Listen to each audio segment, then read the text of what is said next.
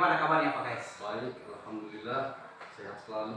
Bagaimana kabarnya? Alhamdulillah Pak Kais. Oke, terima kasih Pak Kais atas waktunya yang diberikan kepada saya. Ya. Maksud saya kali ini KS, saya ingin melakukan wawancara kepada Bapak terkait bagaimana proses pengambilan keputusannya Bapak dalam berproses atau memimpin sekolahnya kita ini. Oke Pak KS. Oke, mungkin saja KS, saya langsung untuk pertanyaan pertama ini Pak KS, saya ingin menanyakan selama ini bagaimana Bapak dapat mengidentifikasi kasus-kasus yang merupakan dilema etika ataupun bujukan moral. Terkait dengan pertanyaan tadi, bagaimana cara atau mengidentifikasi kasus-kasus yang merupakan dilema etika atau bujukan moral. Iya.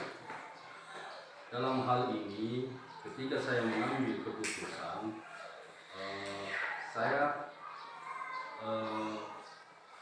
identifikasi dulu kasus-kasus itu.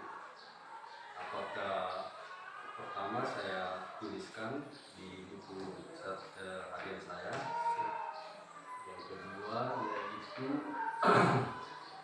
saya mencari solusi yang terbaik demi sekolah ini.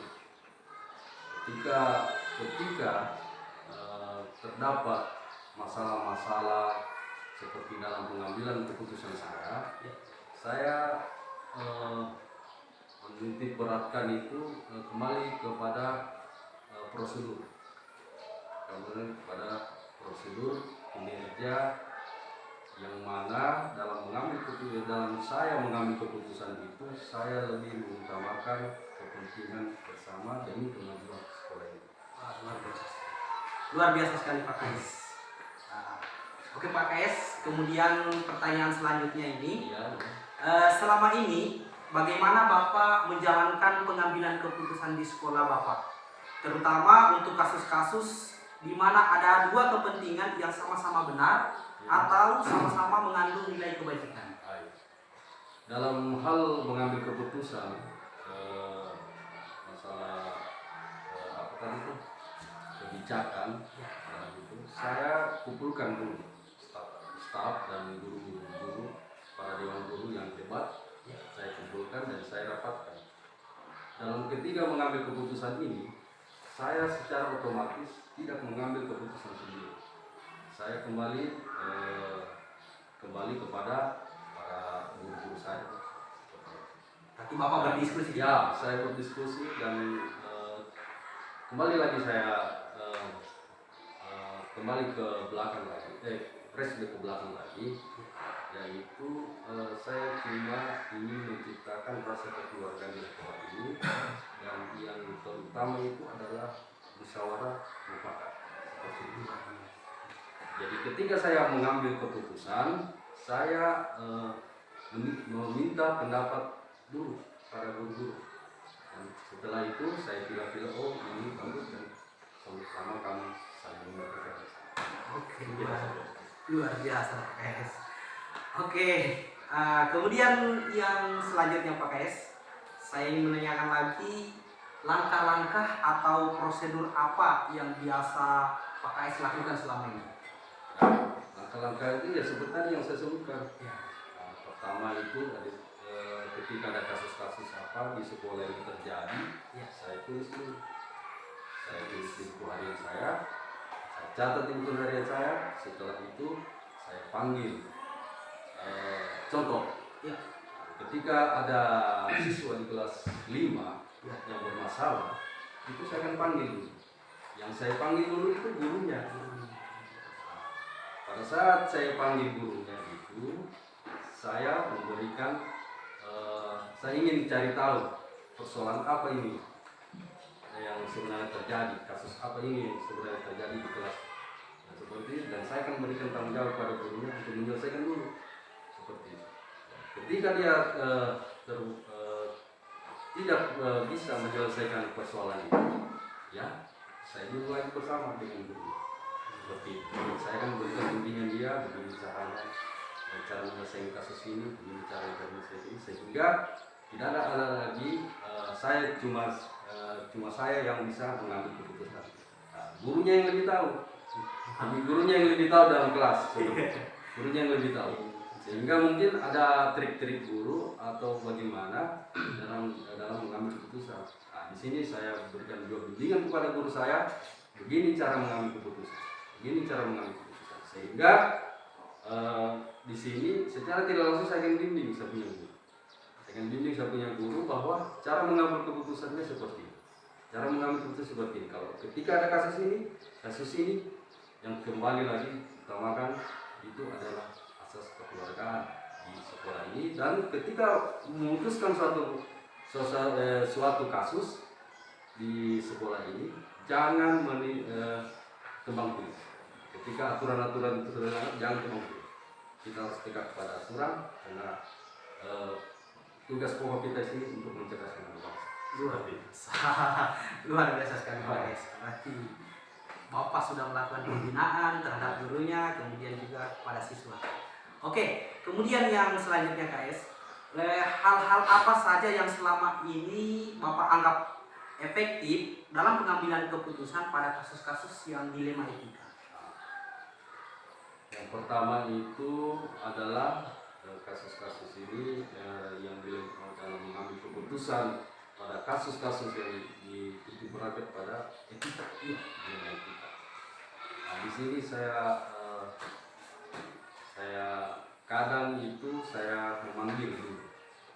Seperti tadi yang saya katakan, saya harus panggil dulu, saya punya para dewan guru yang hebat untuk bagaimana. Nah, setelah itu saya minta juga pendapat mereka, dan setelah itu saya berada di tengah-tengah mereka untuk mengambil sebuah keputusan yang mana keputusan itu demi kepentingan sekolah.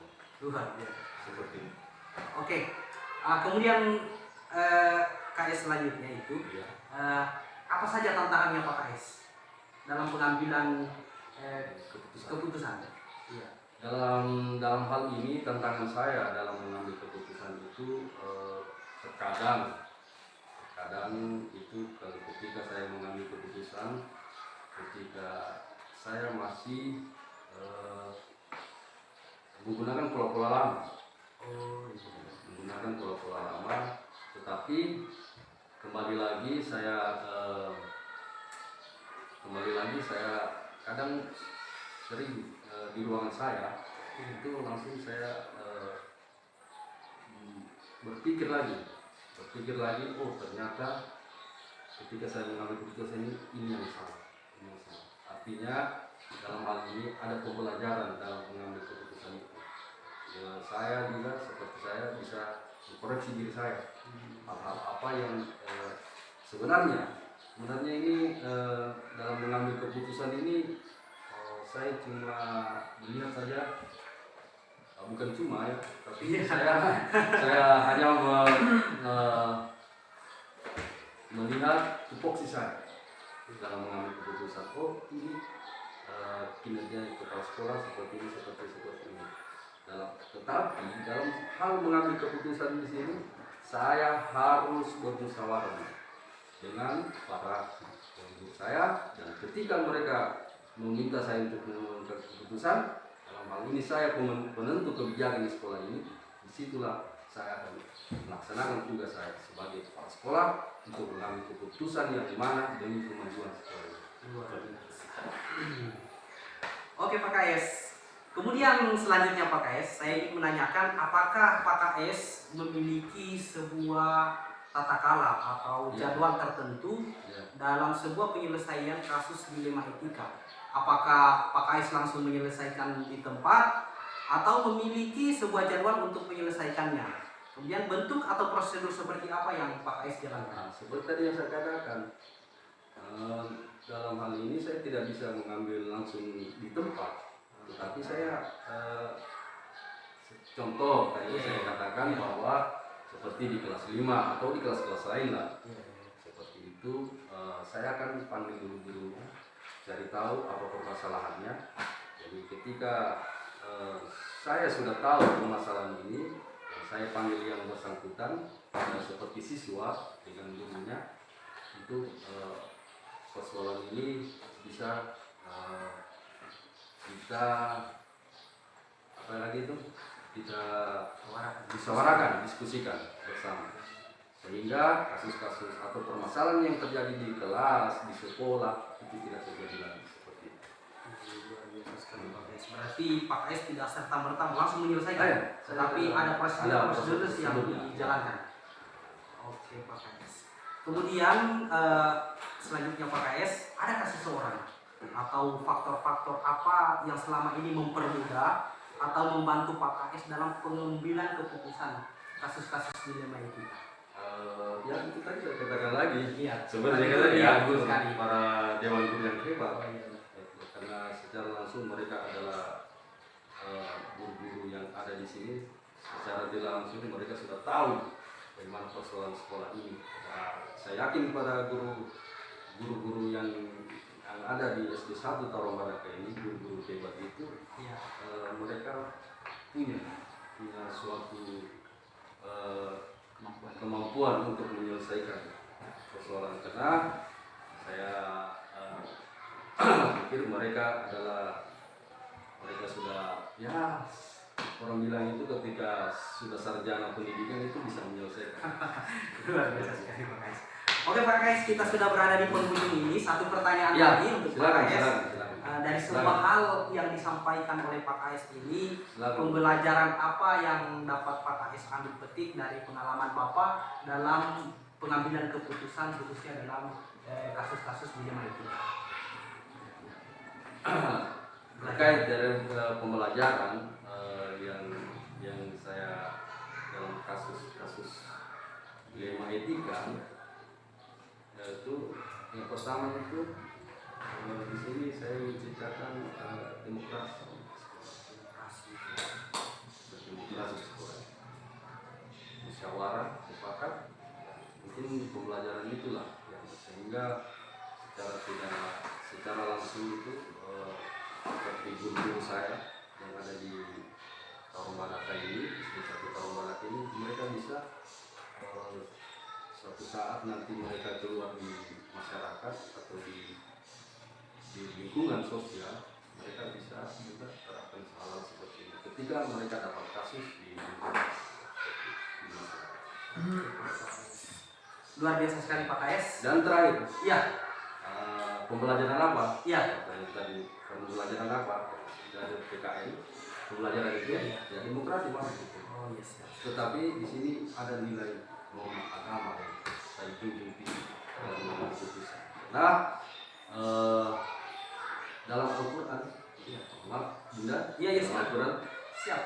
situ sudah dijelaskan bahwa ketika kita ada persoalan-persoalan yang ada dalam sekolah itu, ada kasus-kasus yang ada itu kita bermusyawarah buat mencapai mufakat bersama.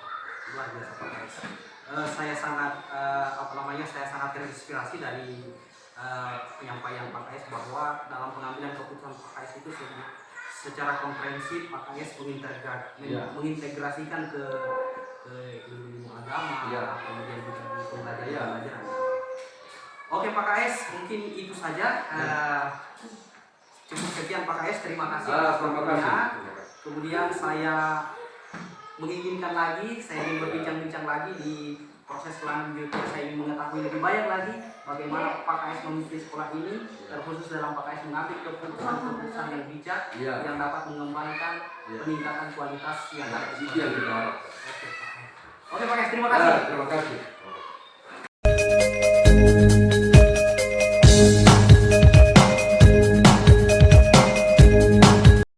Assalamualaikum Pak Kais. Ya, waalaikumsalam warahmatullahi wabarakatuh. Bagaimana kabarnya? Alhamdulillah baik. Oh iya Pak Kais, pada kesempatan ini saya mau melakukan wawancara dengan Pak Kais terkait bagaimana proses pengambilan keputusan yang sering dilakukan oleh Pak Kais di sekolah. Nah, di sini saya memiliki beberapa pertanyaan untuk Pak Kais. Jadi kita santai-santai saja toh. Ya.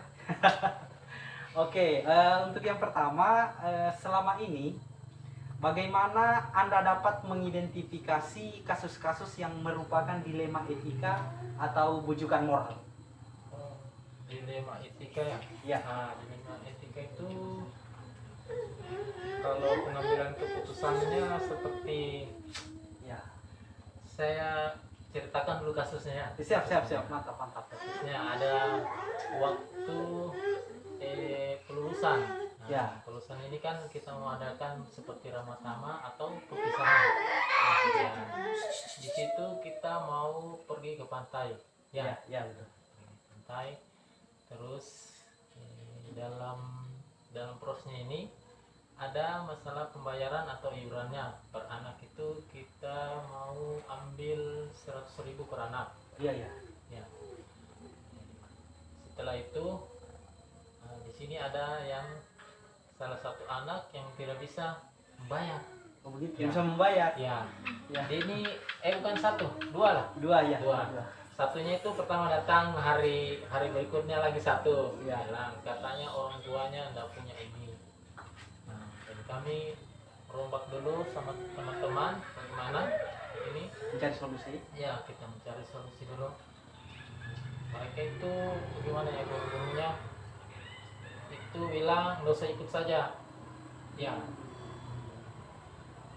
Nah, di sini saya ambil keputusan bagaimana supaya mereka itu ikut semua.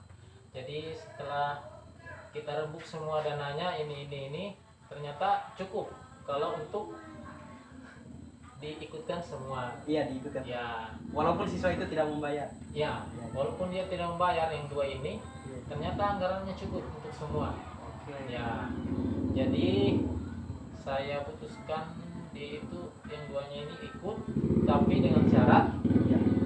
dia harus ditahu dia itu membayar juga. Supaya yang teman-teman yang lain kan bilang, masa Dia ini bayar." bayar, Iya. yang lain tidak ya. Oke. Jadi itu yang etika mungkin ya. Iya, dilema etikanya apa ya. Oke. Terkait kasus kalau yang bujukan moral pernah enggak Bapak mengalami? Rujukan moral ini ada juga ya. Iya. Seperti kemarin juga waktu bos dana bos yang Iya, dana bos. tertinggal ya, maksudnya yang terakhir lah. Iya, yang terakhir. Ya. Ini ada kelebihan anggaran. Iya. Ya, dari teman-teman guru ini bilang kalau bisa pakai kita buatkan acara. Ya, Iya. buatkan acara. Saya pikir bisa juga acara, tapi ada yang lebih penting dari acara ini. Iya. Ya, kebetulan kami itu di sana masih kurang pipa untuk WC. Ada yang supaya lebih bagus ya. Iya. Ada itu kamar mandi siswa yang belum mempunyai keran sama karena kurang pipanya. Iya. Jadi saya menyarankan ke situ saja. Oh iya. Supaya lebih bermanfaat untuk siswa dan guru-guru juga. Mantap sekali. Oke. Kemudian yang kedua, Pak. Ya. Tadi. Selama ini bagaimana Bapak menjalankan pengambilan keputusan di sekolahnya Bapak, terutama untuk kasus-kasus di mana ada kepentingan yang sama-sama benar atau sama-sama mengandung nilai-nilai kebajikan? Pengambilan keputusan yang sama-sama benar ya. Iya. Ya, kalau sama-sama benar ya, kalau KS-nya itu pengambilannya pasti melihat dulu yang mana yang lebih menguntungkan atau lebih bermanfaat untuk guru atau warga sekolah. Nah, jadi yang mana dulu kita lihat kalau umpamanya ada lebih menguntungkan ya kita ambil itu dulu. Oh begitu. Jadi jawabannya Bapak mungkin kan ada dua kepentingan. Ya. Kan sudah sama-sama benar mungkin yang Ya. kita maksud nih. Ya. Jadi kita pilih mana yang lebih menguntungkan, Yang yang lebih. untuk warga sekolah terutama ya. Oke, siap. Oke, kemudian yang ketiga ini Pak, Saya ingin menanyakan langkah-langkah atau prosedur seperti apa yang biasa Anda lakukan selama ini dalam proses pengambilan keputusan. Langkah-langkahnya ya. Iya. Biasa itu langkah-langkahnya kita lihat dulu ya siapa yang terlibat dalam kasus ini, entah itu siswa Ya. ataupun guru. Yang jelas yang dalam seputaran lingkungan sekolah. Ya, betul. Yang kedua itu kita lihat fakta-fakta kasusnya itu seperti apa. Contohnya yang tadi yang saya sebutkan pertama, Iya, iya. ya, nah, Iya. yang mana kita ambil keputusan itu tidak merugikan salah satu pihak. Nah, terus tidak ada apa ya? Seperti bilang kecemburuan sosial antar sama guru. Iya, iya, betul. Nah, ya. Terus kemudian apa lagi?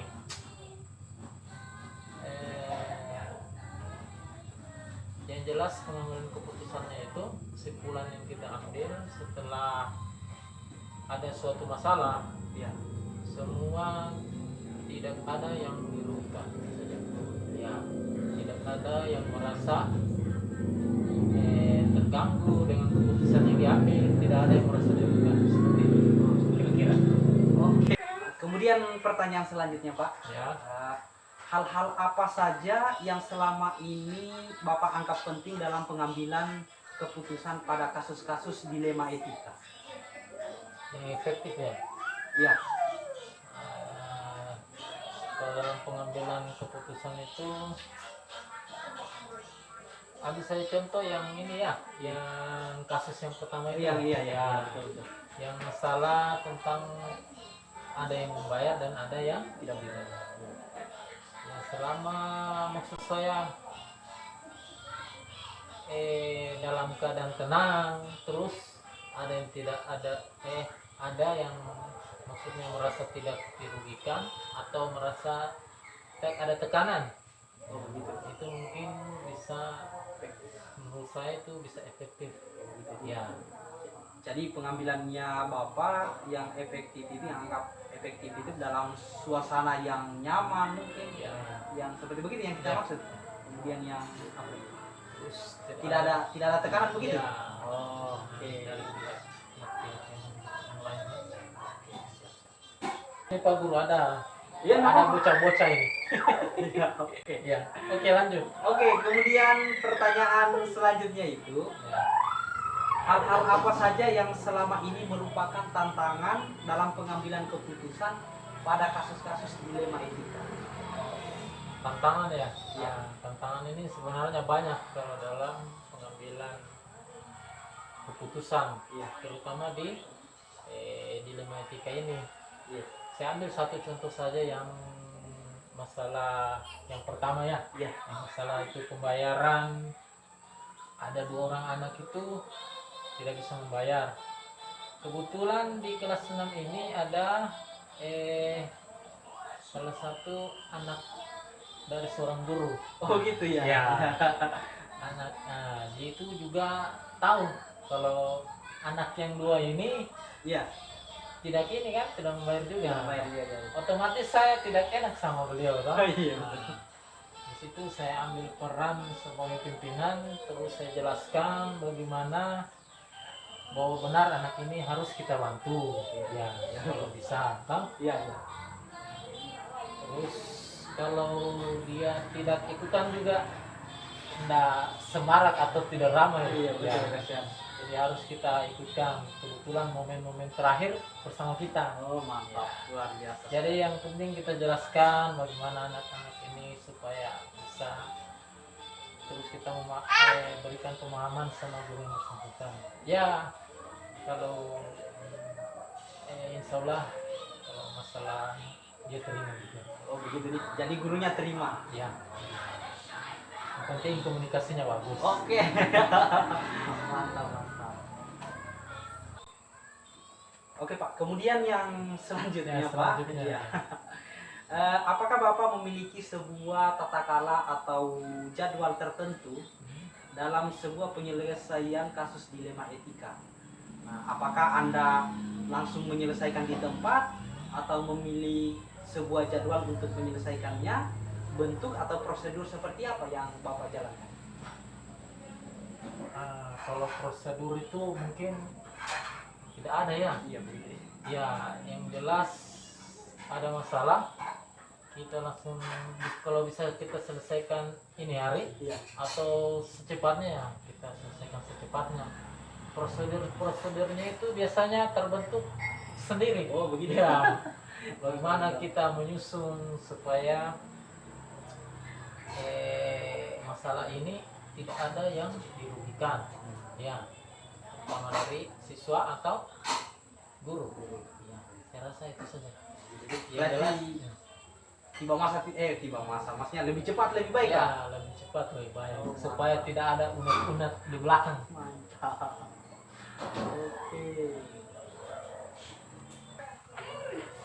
Oke, kemudian pertanyaan selanjutnya ini Pak, adakah seseorang atau faktor-faktor apa yang selama ini mempermudah atau membantu Bapak dalam proses pengambilan keputusan dalam kasus-kasus dilema etika? Ada ya, yang mempermudah. Iya, iya. Yang jelas kalau dalam masalah dilema etika ini peran atau peran guru ya itu biasa mempermudah kepala sekolah untuk menyelesaikan masalah. Terus yang jelas itu peran guru lah, pasti kepala sekolah juga minta masukan dari mereka. Jadi Bapak dalam proses pengambilan keputusan itu selalu dulu berdiskusi sama teman gurunya begitu? Ya, Apakah keputusannya sudah benar atau mungkin kurang-kurang seperti begitu ya Pak? Ya, maksudnya Bapak? ya. Oke. Oh iya Pak, kita sudah berada di penghujung ini. Satu pertanyaan lagi Pak. Satu lagi. Iya.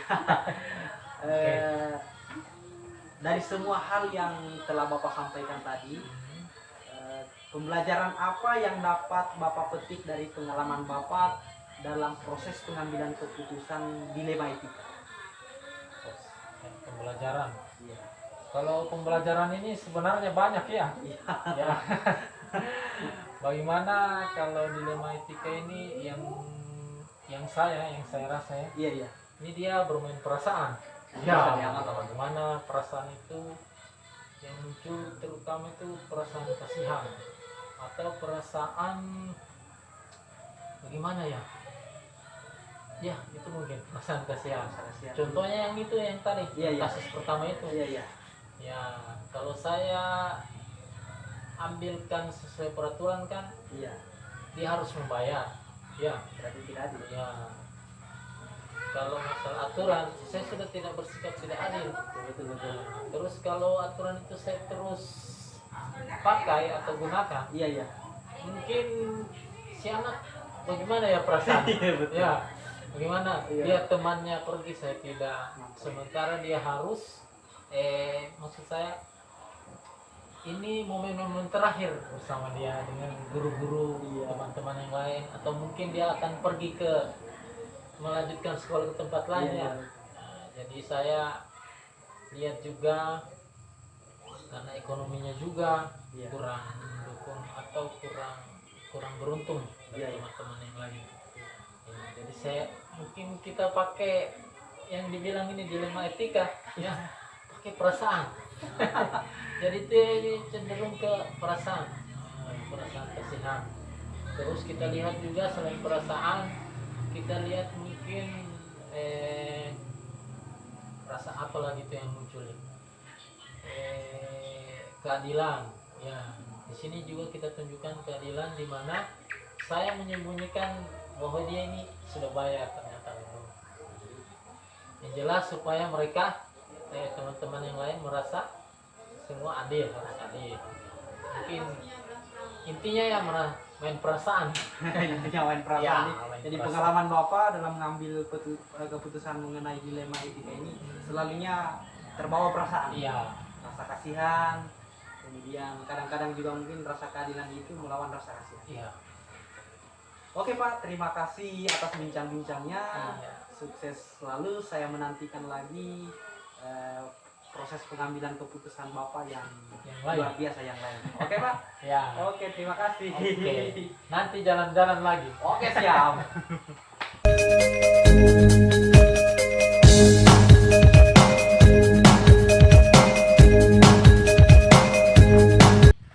Assalamualaikum Pak KS. Ya, waalaikumsalam Pak.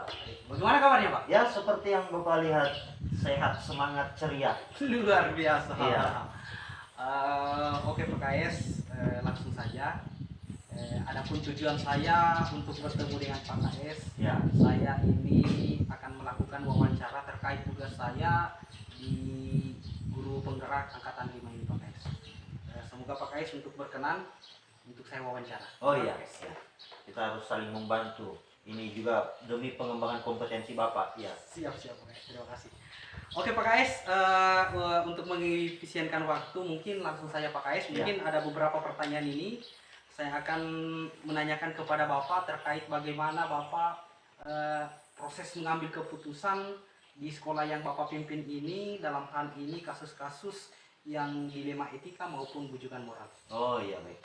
Oke Pak KS, yang pertama KS, saya ingin menanyakan selama ini bagaimana Pak KS dapat mengidentifikasi kasus-kasus yang merupakan dilema etika atau bujukan moral. Oh iya.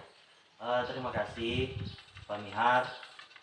Selama ini dalam mengidentifikasi kasus, terutama yang berkaitan dengan dilema etika atau di situ ada paradigma benar lawan benar ya. Iya. Ya. Kemudian kalau bujukan moral itu benar lawan salah ya. Ya betul sekali. Iya. Jadi untuk mengidentifikasi itu saya ya harus melihat kejadiannya langsung. Kadang begitu. Saya lihat kejadiannya langsung, kadang juga saya berdasarkan laporan entah itu dari siswanya sendiri langsung atau dari gurunya, bahkan terkadang dari orang tua. Iya. Luar biasa tadi Pak Kais. Berarti Pak Kais ini mengidentifikasi dari siswa itu sendiri yang membuat, kemudian gurunya mungkin, dan terkadang juga orang tua nih. Iya. Luar biasa Pak Kais.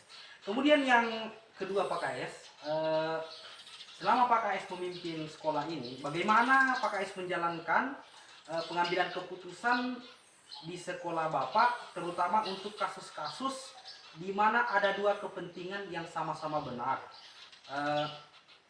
atau sama-sama mengandung nilai kebajikan? Iya. Terkait hal yang demikian, saya dalam menjalankan pengambilan keputusan tersebut saya melihat dampaknya. Dampak terhadap keputusan saya ini. Ya, seperti itu. Ya. Oh begitu nih Pak Ya. KS. Jadi dampaknya nih. Iya. Oke Pak KS. Kemudian yang selanjutnya Pak KS, langkah-langkah atau prosedur seperti apa yang biasa Pak KS lakukan selama ini dalam pengambilan keputusan? Ya. Jadi langkahnya yang pertama itu ya tentu kita harus bisa mengidentifikasi dulu. Identifikasi dulu kasusnya ini. Nah, kemudian setelah saya bisa mengidentifikasi, maka saya melihat adakah kesesuaian dengan aturan-aturan, entah itu aturan yang berada di seperti kita di sini ya. Misalnya ada aturan di lingkup dinas. Oh iya betul. Jangan sampai pengambilan keputusan saya bertentangan. Oh iya, berlawanan. Ya, seperti itu. Oke Pak KS. Oke Pak KS, kemudian selanjutnya Pak KS, hal-hal apa saja yang selama ini Bapak anggap penting dalam pengambilan keputusan pada kasus-kasus dilema etika? Ya, hal yang saya anggap penting adalah itu tadi, seperti yang tadi saya katakan bahwa ada dampak. Dampak ini menjadi penting karena saya juga harus bisa melihat atau memprediksi apakah keputusan yang akan saya pilih nantinya itu memberikan dampak yang baik, dampak yang positif terhadap beberapa orang saja atau kepada banyak orang. Jadi itu yang perlu harus dipikirkan. Jangan sampai saya memilih keputusan yang hanya memberikan dampak positif bagi sedikit orang. Itu kan akan merugikan yang banyak tadi. Iya betul Ya, Pak KS. seperti itu. Oke Pak KS. Eh, luar biasa nih.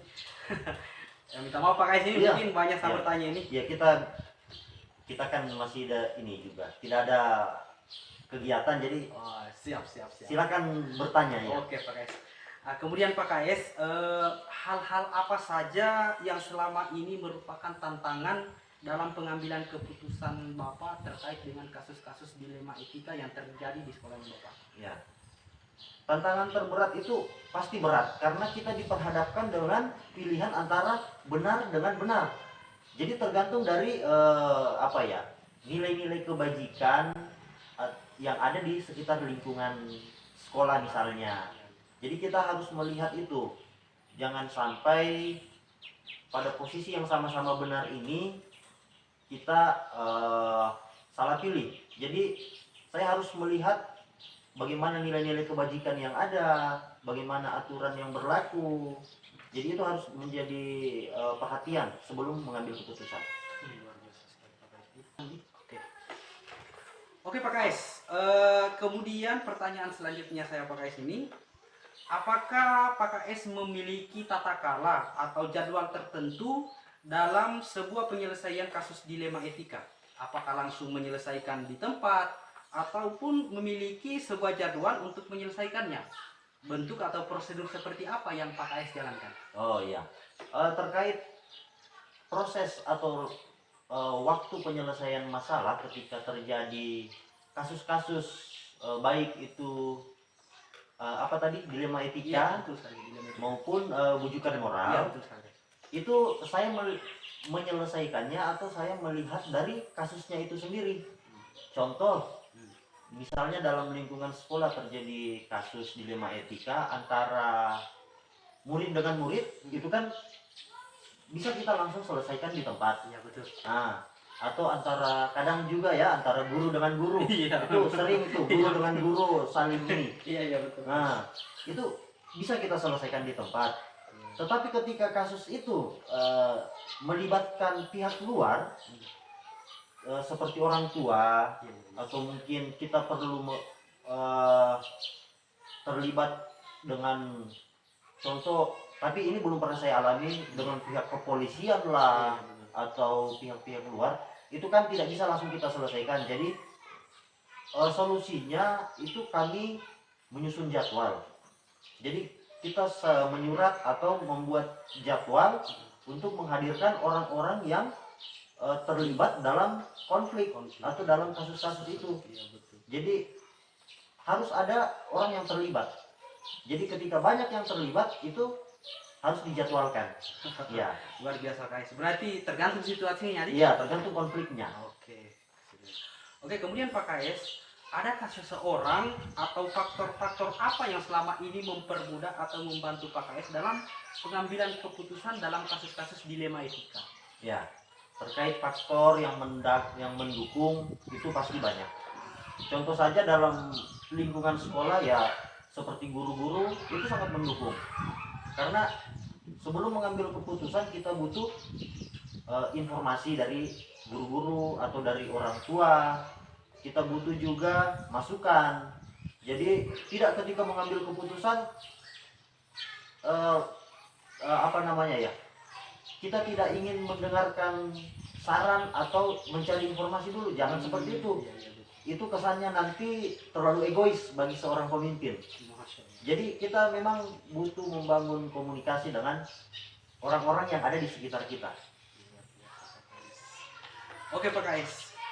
Satu lagi nih Pak Kais, Ya. pertanyaan yang terakhir dari saya. Ya. Dari semua hal yang disampaikan Pak Kais tadi, pembelajaran apa yang Pak Kais dapat petik dari pengalaman Pak Kais dalam pengambilan keputusan dalam kasus dilema etika? Oh ya, terkait pembelajaran yang bisa saya petik di sini, saya semakin ketika saya merefleksikan keputusan-keputusan yang sudah saya ambil, ternyata dalam pengambilan keputusan itu dibutuhkan banyak faktor-faktor pendukung. Contoh, kita harus terampil membangun komunikasi dengan orang-orang di sekitar kita, terutama guru-guru. Ini guru sangat penting juga perannya. dalam artian bahwa seorang pemimpin harus mampu memberdayakan seperti guru, orang tua, dan yang menjadi poin dari hal tersebut, bagaimana sebuah keputusan yang kita ambil itu berdampak positif pada murid. Ya, itu yang harus poin pentingnya. Kita harus memikirkan muridnya dulu. Itu yang bisa saya pelajari dari atau hikmah dari keputusan-keputusan yang telah saya ambil. Luar biasa Pak KS. Ya Pak KS, luar biasa sekali jawaban dari Pak KS ataupun pernyataan dari Pak KS. Saya sangat terinspirasi, saya sangat tercerahkan. Ya, Saya ingin menyimpulkan sedikit Pak KS bahwasanya dari proses pengambilan keputusan Pak KS itu tidak serta-merta mengambil keputusan. ya, Tetapi di sana ada komunikasi, Ya. baik itu kepada siswa, kepada guru, kepada orang tua, dan Ya. siapapun yang terlibat dalam Ya. kasus itu. ya, Kemudian juga Pak KS tidak lupa juga mengkonfirmasi Ya. kasusnya seperti apa, dan Pak KS juga dalam pengambilan keputusan itu selalu berpihak pada murid Ya. itu sendiri. ya. Oke Pak KS, mungkin sampai di sini saja bincang-bincang kita Ya. ataupun wawancara. Saya mengucapkan terima kasih karena Pak KS sudah bersedia untuk meluangkan waktunya dan memberikan memberikan kesempatan kepada saya dengan keterbukaan ini Pak KS. Semoga kedepannya Pak KS tetap sehat, Ya. dan saya menantikan kasus-kasus pengambilan keputusannya Pak KS seperti bagaimana, karena Ya. dari wawancara ini saya simpulkan luar biasa sekali. Ya, ya. Oke Pak KS, terima Ya. kasih. Terima kasih.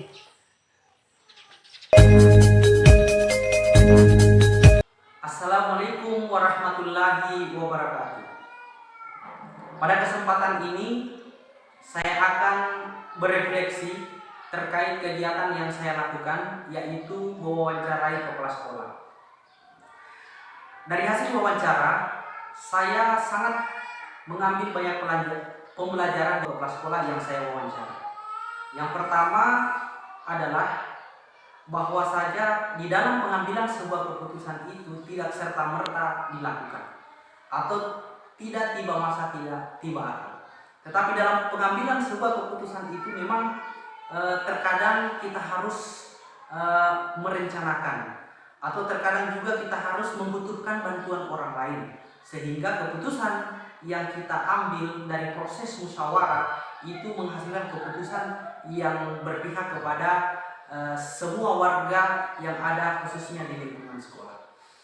Kemudian pembelajaran yang kedua yang saya ambil dari proses wawancara ini, bahwasanya di dalam sebuah pengambilan keputusan itu dilakukan harus dalam keadaan perasaan yang tenang.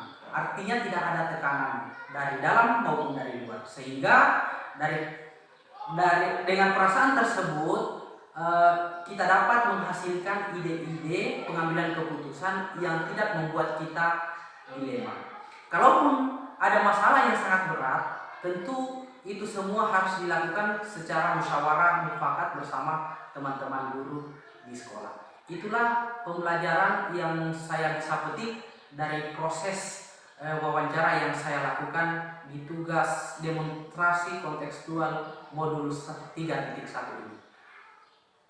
Terima kasih.